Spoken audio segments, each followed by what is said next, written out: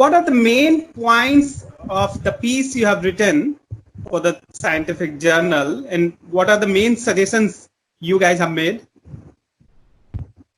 Yeah, so the reason why we wrote it is that we were concerned that BCG vaccine, which is especially developed for preventing tuberculosis, will be used for other causes or other reasons, other diseases, while the stocks are quite low.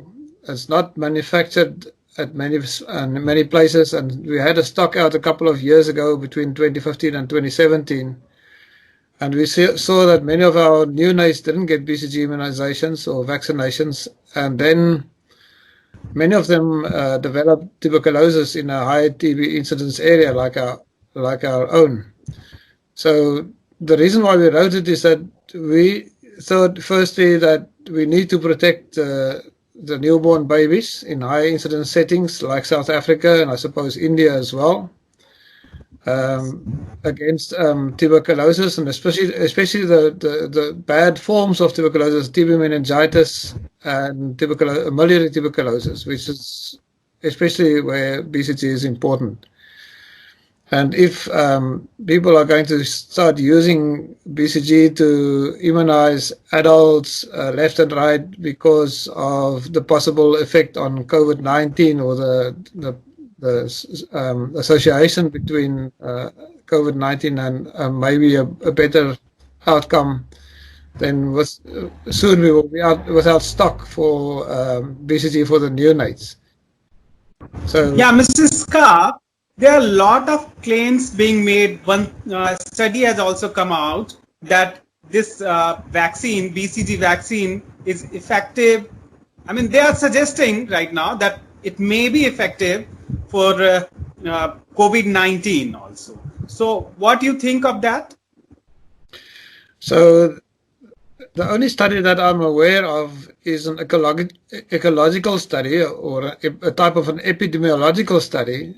So there's no cause and effect in that study. So you cannot say that because you have this finding that in countries where neonates receive BCG at birth, that the outcome in those countries are better compared to countries where neonates don't get BCG at birth. That is the reason why one can say BCG will work to protect against COVID. The problem with the initial study is that they didn't take into account all the countries. Like Germany was excluded, Australia was excluded. Those are countries that do not give BCG, and they actually have quite low mortality rates, low death rates from COVID. So it's a biased study, and one should be very careful in its interpretation. And the most that they can show with that study is that there may be some association, but they cannot show causality. They cannot say that BCG prevents COVID-19 mortality or decreases morbidity. So the studies that they are currently doing, there are no results yet published. So there are currently 3 that I'm aware of, but I think there may be more coming. There's one in Australia, one in the Netherlands, and I see now that there's the one in South Africa is starting next week, where they're going to do randomized controlled clinical trials. True. This will show us the causality or the possible causality of whether BCG actually works or not. But before we have those studies, we cannot say it works. True. Yeah, Mr. Scaff, as the TB burden is so high in India, what do you suggest of the BCG vaccination, particularly for India? What are your suggestions, especially for India? So I think in high TB burden countries, what is necessary is that neonates, when they are born, they should be vaccinated with BCG.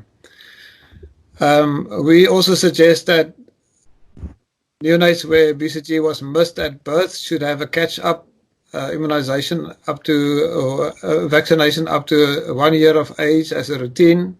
And they don't have to be tested; they can just get the BCG. And we also think it's important that even in children under the age of 3 who didn't get the BCG at birth, so those that missed the catch-up in the first year, as the WHO actually suggests, that also those babies should be, or those children should be tested for TB, and if they're negative, they should receive BCG. Because it's basically, or mainly in the first 3 years of life, infected in that period where one sees the most TB meningitis and miliary tuberculosis, which is dissemination of the TB disease. So that would be my suggestion for India, which is a high burden setting as well. True. So, in other words, could you explain what are the dangers if we don't focus on giving BCG vaccine to our newborn children? If we ignore this suggestion, what could be the outcome? So what we saw from our experience during the time that we did not have BCG because of stockouts in between 2015 and 2017 is that we saw a steep increase in young infants and children developing very severe forms of tuberculosis, especially the meningitis, and that is what we focused on.